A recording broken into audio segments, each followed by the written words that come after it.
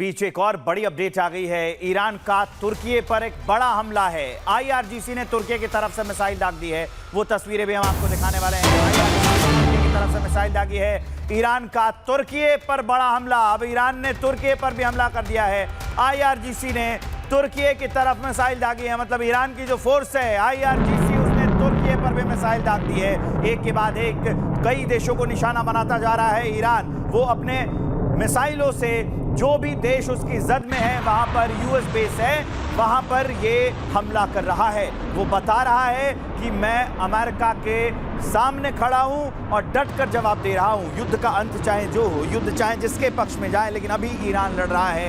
ये तस्वीरें और ये खबर यही बता रही है। ईरान के तुर्की पर यह बड़ा अपडेट है कि ईरान ने तुर्की पर हमला किया। ईरान की फोर्स जो आईआरजीसी है, उसने तुर्की पर यह मिसाइल दागी है। उसकी तस्वीरें हम आपको दिखा रहे हैं और ये तस्वीरें बता रही हैं कि यह युद्ध किस ओर जा रहा है, यह विध्वंस किस ओर जा रहा है। इस बीच एक और बड़ी अपडेट है। जंग का मैदान बहादुरों की परीक्षा नहीं, इंसानियत की अंतिम विदाई होती है। लेकिन इसी परिस्थिति में अपने देश को एकजुट रखना यह बड़ी चुनौती है। पहली गोली सीमा पर चलती है, लेकिन उसकी गूंज घरों के आंगन तक सुनाई देती। इसलिए नागरिकों को एक साथ बांध कर रखना, एक डोर में बांध कर रखना, यह बेहद जरूरी है। यही चुनौती अब ईरान के सामने है, क्योंकि अमेरिका अब ईरान में युद्ध करा सकता है, गृह युद्ध करा सकता है। इसलिए ऐसी परिस्थितियों में सिर्फ सीमाएं बचा पाना प्राथमिकता नहीं है। सीमा के अंदर अपने नागरिकों को एकजुट रख पाना यह बड़ी चुनौती है। बड़ी प्रसिद्ध कहावत है कि घर फूटे तो गैर ले।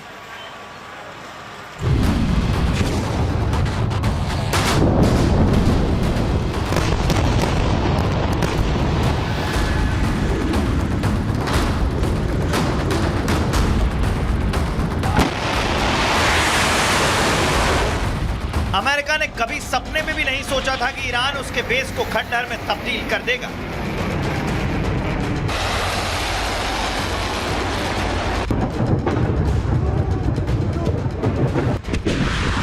फरवरी को हुए पहले हमले के बाद ईरान ने मारना शुरू किया तो मिडिल ईस्ट में तबाही का नया दस्तावेज तैयार हो गया।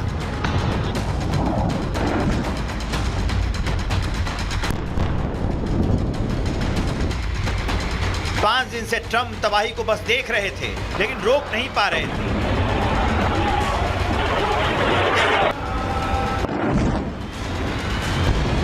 ईरान ने न सऊदी को बख्शा, न ही इराक को। अरब देशों ने इतनी बड़ी तबाही शायद पहली बार देखी है। दावा किया जा रहा है कि इजराइल और अमेरिका ईरान के साथ जंग में पिछड़ने लगे। ईरान की मिसाइलों ने अमेरिकी बेस को धुआं-धुआं कर दिया है, जिससे अमेरिका को आर्थिक और सैन्य दोनों तरीके से नुकसान पहुंचा है।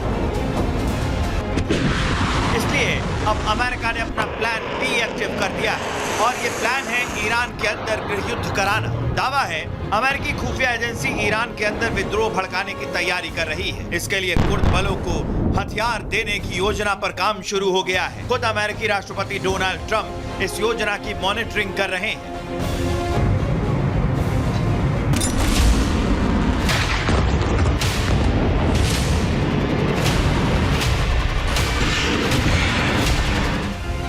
रिपोर्ट्स के मुताबिक CIA इराक में मौजूद कुर्द मिलिशिया को हथियार देने पर काम कर रही है। ट्रंप प्रशासन इराक में कुर्द नेताओं से मिलिट्री सपोर्ट देने के बारे में बातचीत कर रहे हैं।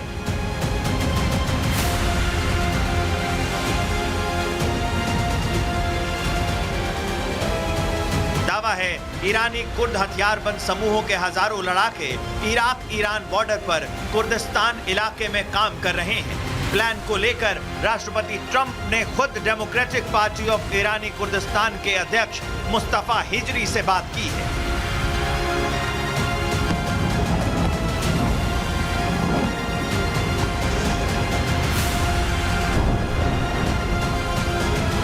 दरअसल KDPI उन समूहों में शामिल है जिन्हें IRGC ने अमेरिका के साथ युद्ध शुरू होने के बाद टारगेट किया है। ईरान की IRGC कुर्दिश समूहों पर लगातार हमले कर रही है। कुर्दिश समूह ईरान की कार्रवाई से भड़के हुए हैं, इसलिए ईरान में गृह युद्ध का बिगुल बजाने के लिए कुर्दिशों ने कमर कस ली है। अमेरिका की खुफिया एजेंसी CIA बड़े प्लान पर काम कर रही है। इस प्लान के मुताबिक कुर्द आर्म फोर्स ईरानी सुरक्षा बलों को घेरेंगे। इससे बड़े शहरों में बिना हथियार वाले ईरानियों के लिए बाहर निकलना आसान हो जाएगा। कुर्द ईरान के उत्तरी हिस्से में इलाके पर कब्जा कर रहे हैं। इसके बाद ये इलाका इजराइल के लिए बफर जोन बन जाएगा। मतलब अमेरिका अब ईरानी लोगों को भड़काकर IRGC के सामने खड़ा करना चाह रहा है। इसके लिए बाकायदा ट्रंप प्रशासन ने पूरा ब्लूप्रिंट तैयार कर लिया है। ईरान के लिए दिक्कत यह है कि फिलहाल वो मिडिल ईस्ट के कई देशों से एक साथ जंग लड़ रहा है। अब उसे ईरानी लोगों के विद्रोह का सामना भी करना पड़ेगा। Bureau report, Republic Bharat.